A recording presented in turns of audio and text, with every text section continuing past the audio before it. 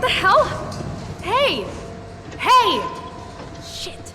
Hi guys, my name's Dav and welcome to D&DGaming 2022 Halloween special. Scaring the shit out of us this year. Will not be repeated! Rose! Horror game Close to the Sun. Close to the Sun is a 2019 first-person horror game developed by Storm and the Teacup and published by Wired Productions. In an alternative year of 1897, you play as journalist Rose Archer seeking her sister Ada on a colossal ship known as the Helios, operated by Nikola Tesla. Rose arrives after receiving a mysterious invite to board the ship by her sister. Seems like I'll have to let myself in. She quickly discovers all is not well on the Helios. As always, reviewing the game with me, Brother Dale. Hi guys, welcome back to the channel. So Dale, what were your expectations before playing this? Well, I remember hearing about this before it came out and thinking straight away that it looked a bit like BioShock, which is definitely not a bad thing, but then when it released, the reviews didn't seem to be amazing from what I remember. Gee, thanks for the warm welcome. And people were saying it was quite different from what they were expecting, and I never got around to buying it at the time. Even so, I was looking forward to playing it, and it didn't disappoint in my opinion. Yeah, well, I found a trailer back in 2018 for this, and so I had an idea of what was coming. The trailer wasn't that detailed in terms of the type of gameplay that it was going to be, but I remember thinking that it looked pretty cool. I also remember thinking it looked like BioShock, which I'll come on to later. Bad news first, always. So what were your general thoughts following the playthrough? Well, it was actually quite different from what I was expecting and much more story driven actually, with no weapons, no combat, and almost a walking simulator type game. It's near impossible not to compare it to the first two BioShock games, as its setting has such a similar feel, but beyond the setting and level design, it is an entirely different game, as it is much more linear and has no combat. Wow, one piece of great news after another. What's next? Even though we've reviewed it as a Halloween special and it is advertised as a horror game, apart from the jump scares and slightly ominous feeling in places, I don't feel that it's really that scary at all. Do you remember me, Rose? And so most people will be able to get through it easy enough without cowering in the corner. Yeah, so my general thoughts following my playthrough, I really enjoyed the game. There are some issues, it's not all rosy. Rosie, you're back. Great. But generally I thought it was an interesting story set in a great environment, and I'll go into more detail shortly. So in terms of graphic options, there aren't many graphic options for this one, just texture quality, shadow quality and effect quality along with the usual anti-aliasing. Yeah, not much to add there. There are limited options, which before going into the game did concern me a little bit, because sometimes when you see that you wonder, how limited the graphics are going to be, but turned out they were actually really great in this case. So in terms of graphics and graphics performance, we'll put our PC specs up on screen as usual, but the game ran really well on my PC with only a few frame drops that I noticed when the action was full on. The graphics themselves are really nice. The game is built in Unreal Engine 4, which the developers have certainly used to its full potential. It's got some nice textures to in-game surfaces and items and really nice lighting effects. The only two things I noticed that were not so good in terms of graphics were fire and water. The animation for the fire was noticeably bad and the water wasn't good either. I think these two stood out like a sore thumb more than they should have, because elsewhere the graphics were really nice, and so it's kind of like a bad animation against a nice backdrop, which just made them more obvious. Did you get all that? Yeah, I ran it on very high for the most part. I switched it up between high and very high, and my system did struggle a little bit with it on the high settings, but the graphics look stunning, I thought, and so I did try to keep it on very high where I could. There was some slight stuttering I noticed, but most likely down to my system, and generally it did run well with no noticeable graphics issues. So in terms of player controls are basic as to be expected in a story-driven game. They're never extensive, as they don't need to be. It simply was sad to move around, space to jump, and then left mouse button to interact, such as picking up items or opening doors. I did find that the controls were quite clunky at times. Some of the chase scenes were difficult to navigate with the controls, and the mouse button interactions sometimes just wouldn't seem to register very well. Yeah, the controls are mostly as you'd expect from this type of game, but I agree that during the few chase scenes and parts where you have to sprint, the controls could be a lot better. I found jumping over objects to be the most clunky. These scenes weren't a huge part of the game, but they really could have been executed better. Wait until my editor hears about this. So in terms of game story and mechanics, the game is set in an alternative reality in 1897, where the two prominent inventors of the time, Nikola Tesla and Thomas Edison, compete for technological authority. You play as Rose Archer, a journalist invited by his sister Ada to board the Helios, a huge ship operated by Wardenclyffe, a fictional company owned by Tesla. Nikola Tesla has enticed the world's best inventors and scientists aboard the Helios, the world's largest ship, to serve as a scientific hub. Much of the initial story is pieced together from letters and newspapers found on the ship that explain the tension between Tesla and Edison, with Tesla convinced that spies have been sent by Edison to board his ship. As Rose arrives on the Helios via a small boat, she quickly begins to understand that not all is well aboard the ship. Shit. So in terms of the game mechanics, the mechanics of the game are very simple, as is typical with story-driven games. You walk around picking up and collecting items that help unravel the story and understand the events that have taken place aboard the ship. There are also ghostly visions of people and events that have happened prior to Rose's arrival. There are puzzles to solve at various points in the game that enable you to proceed. You're just going to leave me to figure this out on my own? There are also chase scenes and events whereby Rose is chased by assailants. The game is quite horror-like, and there are lots of jump scare events that occur throughout the game. Coward. Before we finish the story and mechanics section, I just want to mention about the Bioshock comparison this game received. Great. First I get trapped. Now this. I've seen so many written reviews where people have slated this game because they thought it was going to be like Bioshock. Then finding it wasn't, they then dragged it over the coals in their analysis of the game. Now, admittedly, when I first saw the trailer for this game, I thought exactly the same, as I said in my intro. But let's set something straight here. This game is not trying to be Bioshock or compete with it. If you buy this game expecting it to be like Bioshock because you thought it looked like it, then you'll likely be disappointed. Okay, I see what the problem is. But that's not the game's fault. If you buy it based on Bioshock looks and then are disappointed, it's your own fault for having a single track train of thought to a single aspect of the game, which is aesthetics. Sorry, so sorry. My bad.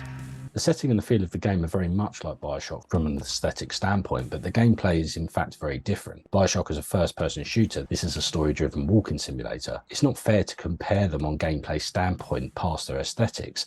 See, Benny, I told you she'd get it. They're like chalk and cheese, and it frustrates me that people have compared them and then slagged off close to the sun for not having the same level of interaction and gameplay functionality. It's the gaming equivalent of judging a book by its cover. It's a ridiculous way of going about a review. Rant over. That should calm the sucker right down.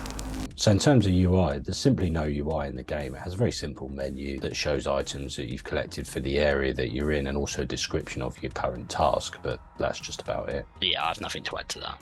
So in terms of the sound and music, well, the music is very atmospheric, very dark and foreboding in places.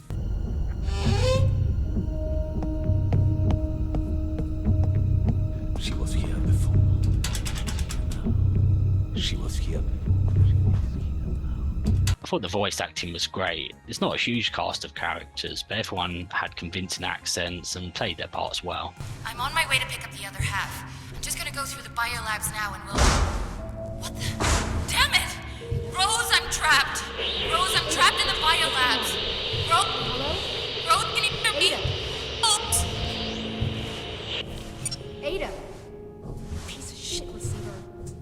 The audio in general was really well done, I thought, and the environment sounds and jump scares really caught me out at times.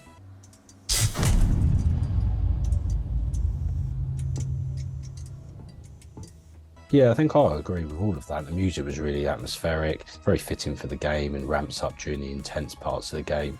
The game sounds are also really good. There's lots of creaking, bangs going on, and they really keep you on edge. I thought the voice acting was excellent as well, as Dale's pointed out, all very convincing and well voiced. That's one problem less. So did you find any bugs or glitches? I found a couple of glitches, mainly related to the NPCs being stuck in places. Yeah, I had a nice bug after a jump scare scene at a window. As you'll see from the clip, the NPC got stuck in the corner and had partly clipped through a wall, which was quite funny.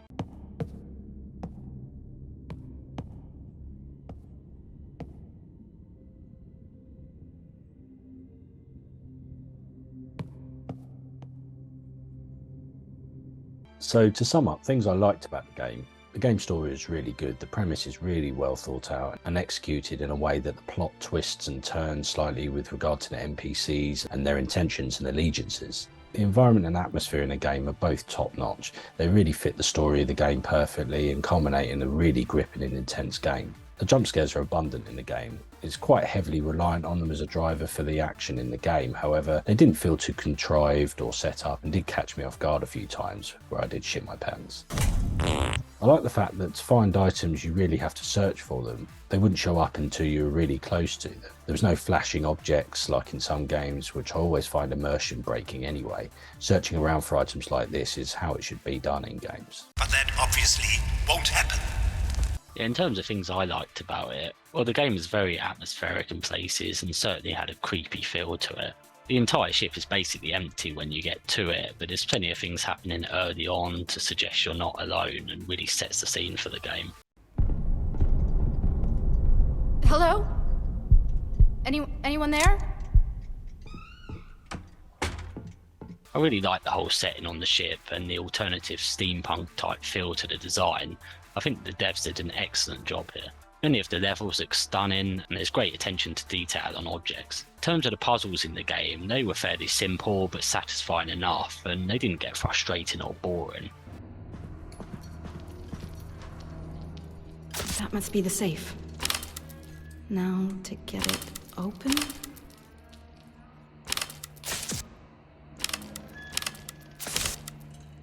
So in terms of things I didn't like about the game, the ghost-like figures seem to be carrying across a lot of story-driven games. I know it's a way of showing past events without cutscenes, but it does feel like it's been copied across a lot of these types of games. Although gripping and intense at times, there was some slow pacing to the game at other times, which did distract me from the immersion slightly. Clunky controls did get frustrating as well at times. You can fix this. Not likely. So in terms of things I didn't like, well, this one might sound a bit odd, but I found there were just a few too many doors that simply didn't open, and so you spend a noticeable amount of time just pulling on door handles to find that they don't open. I mean, why even have them appear that way? They could have just not highlighted them so you don't waste so much time checking if you can go through certain doors. Not all of them were highlighted either, so you knew straight away those ones that you couldn't go through, but then others highlighted and then go up to them and just grab the handle and then they don't go anywhere.